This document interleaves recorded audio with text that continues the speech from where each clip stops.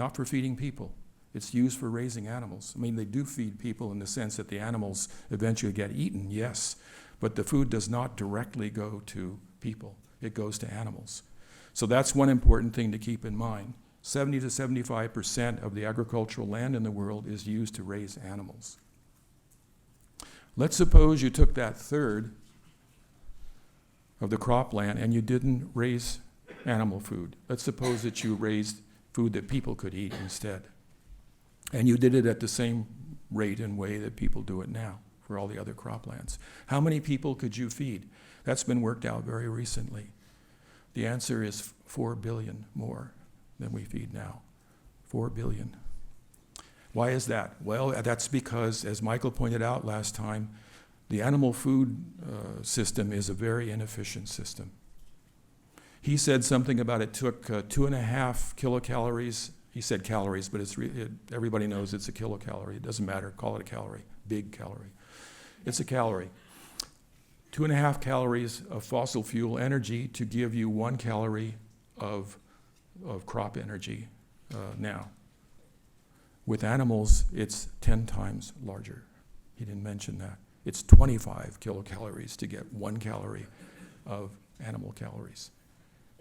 So it's really an expensive investment in terms of the energy cost. It's also that, as you'll see, in terms of the water cost and so forth.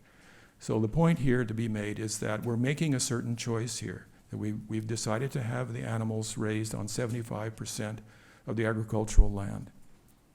But that comes at a cost.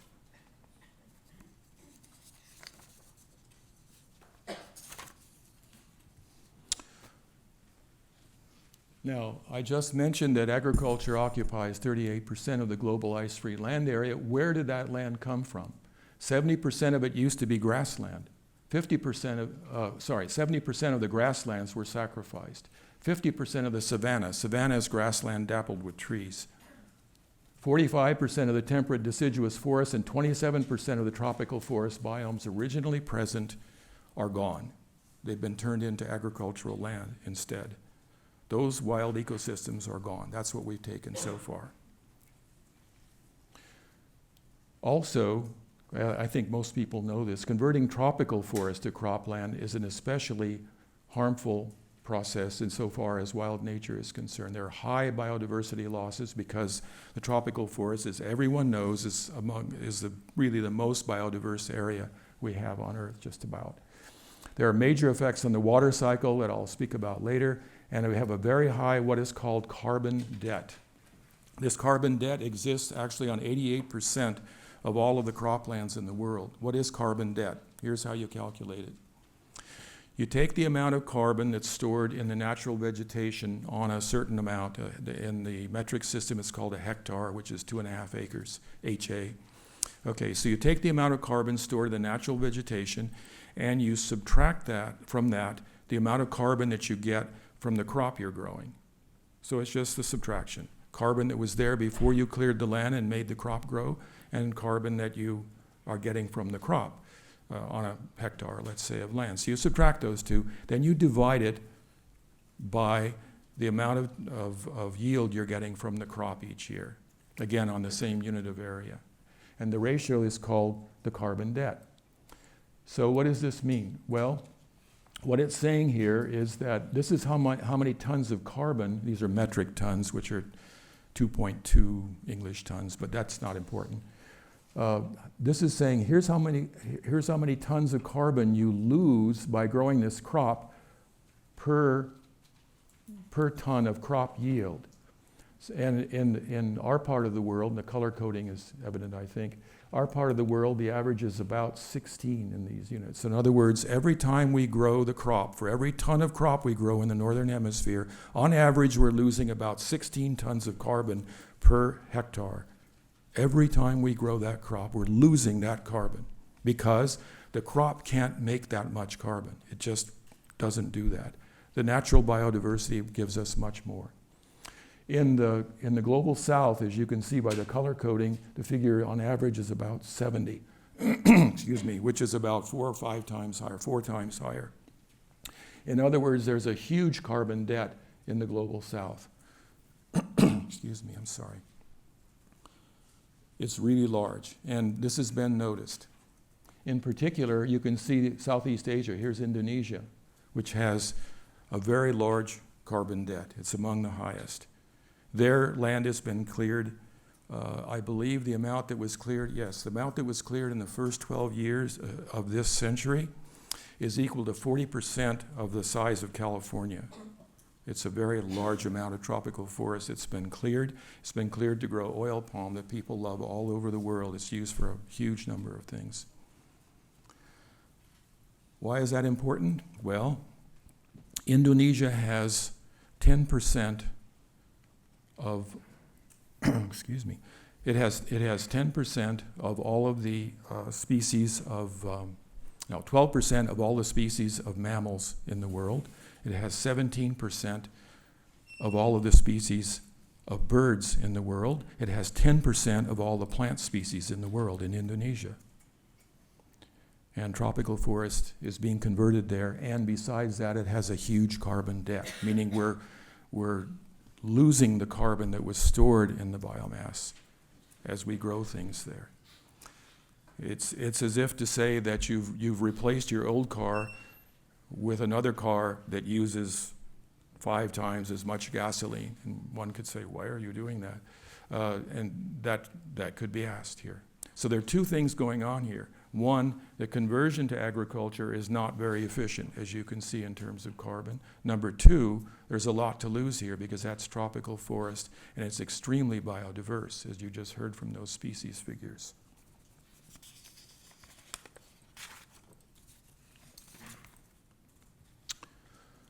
Let's go to the water world for a little while. This is a map which shows actually 2 things. One of them is the relative degree of the human footprint as based on population density, land use, access to electricity, and transportation access. All the things that we consider to be characteristics of urbanization or lots of people being around. And the more green it is, the less people influence. And the more it's brown or red-brown, the more people influence, which you can see. But actually what I want to draw your attention to are the circles. The circles here indicate what are called dead zones.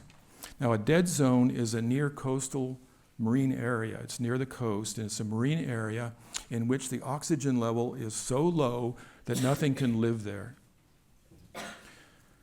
And right now, as you can see from the little graph, and if you'd counted them, you would see it, we have over 400 of these dead zones around the world that have been cataloged, and people are studying them. The 2 largest ones are in the Baltic Sea.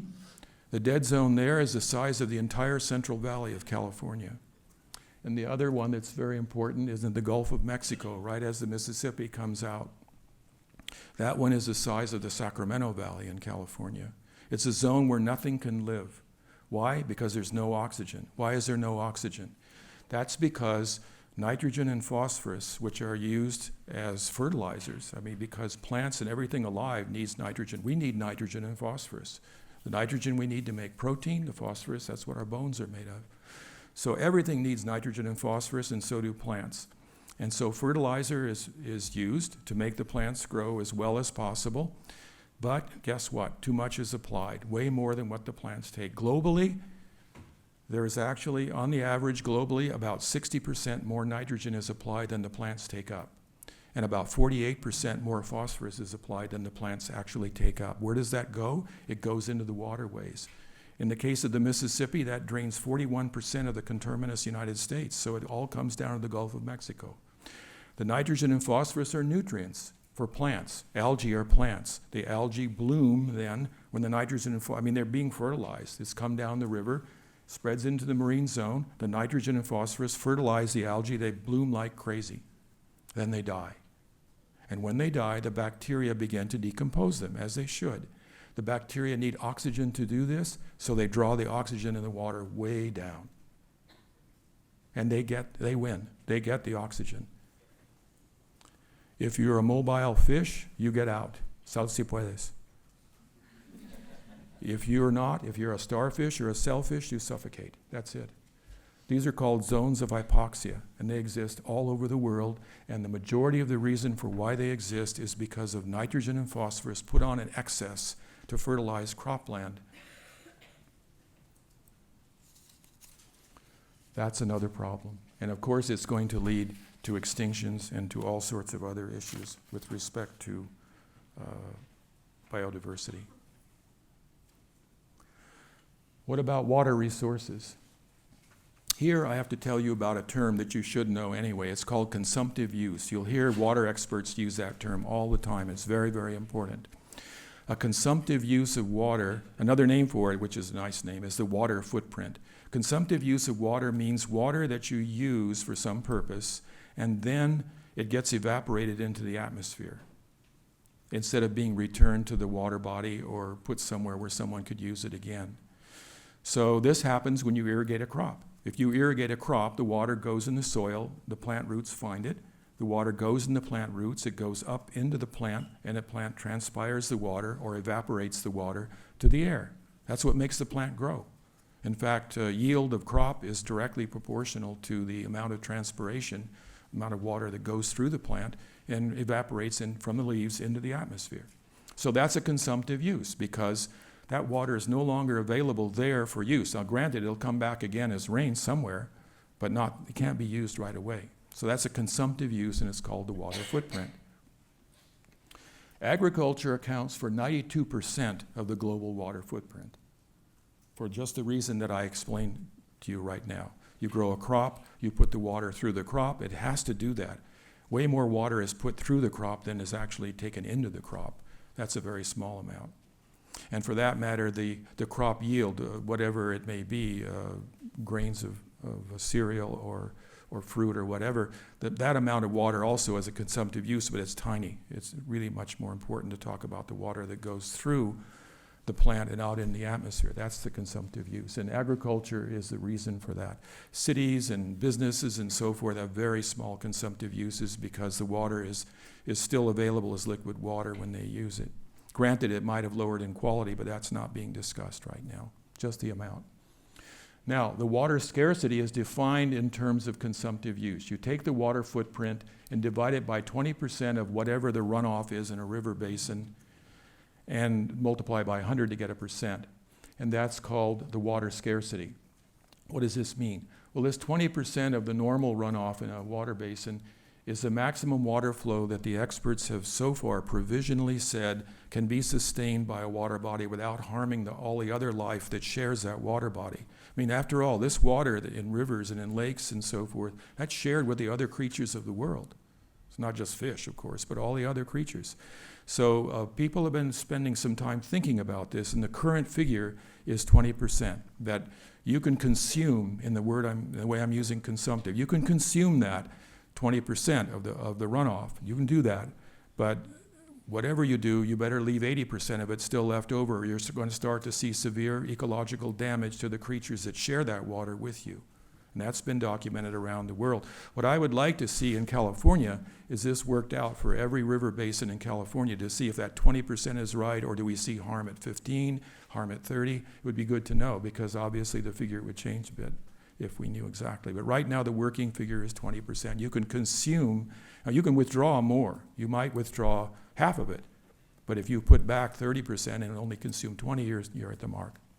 What this map shows you, this is pretty recent, is showing you the areas of the world where the consumptive use or the water footprint is very high for a certain number of months. There are some areas of the world where, in fact, they're already taking their allocation right now, that 20% right now, all year long. And then there are other places where it's several months. Actually, there are 3 billion people living in river basins where they're taking twice this amount. They're already taking double what is considered to be the safe amount that you can take this way and use for something. So this is a serious problem. And this water footprint for the world, given, again, current consumption patterns, which means a high meat diet, which everybody's trying to get. Michael talked about that. Everybody wants to eat a lot of meat. But the water requirement for getting a calorie of animal protein versus a calorie of cereal protein, 20 times higher.